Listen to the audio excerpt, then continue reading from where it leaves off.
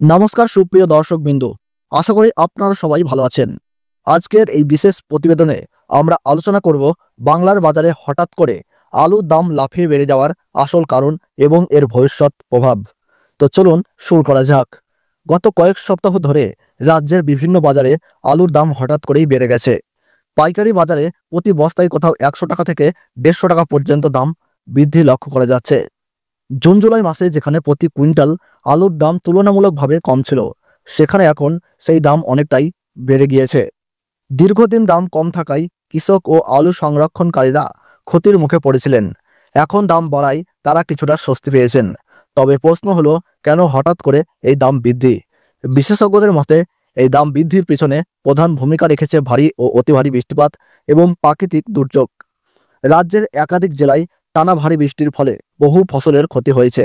আলুর সরবরাহ কমে যাওয়ায় চাহিদা যোগানের ভারসাম্য নষ্ট হয়েছে, আর সেখান থেকেই দামের উত্থান।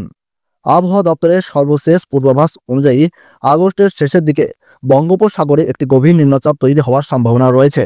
যদি এই পূর্বাভাস সত্যি হয়, তাহলে পশ্চিমবঙ্গ, ঝাড়খণ্ড, বিহার, উড়িষ্যা, আসাম ও বাংলাদেশে অতি ভারী বৃষ্টি হতে পারে।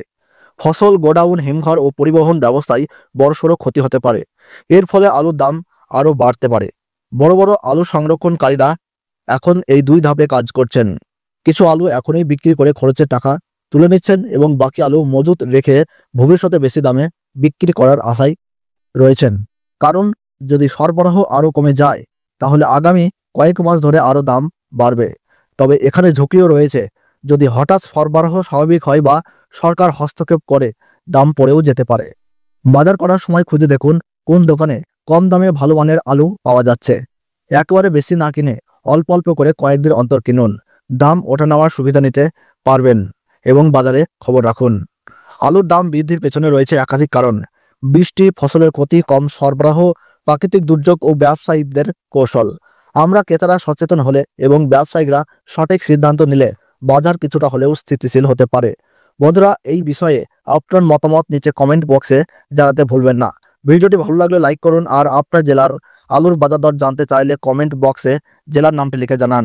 প্রতিদিন আলুর বাজার দর ও আপডেট পেতে আমাদের ইউটিউব চ্যানেলটি সাবস্ক্রাইব করে পাশে থাকা বেল আইকনটি প্রেস করে রাখুন। তাহলে দেখা হচ্ছে আলুর বাজারের পরের আপডেটে। ধন্যবাদ।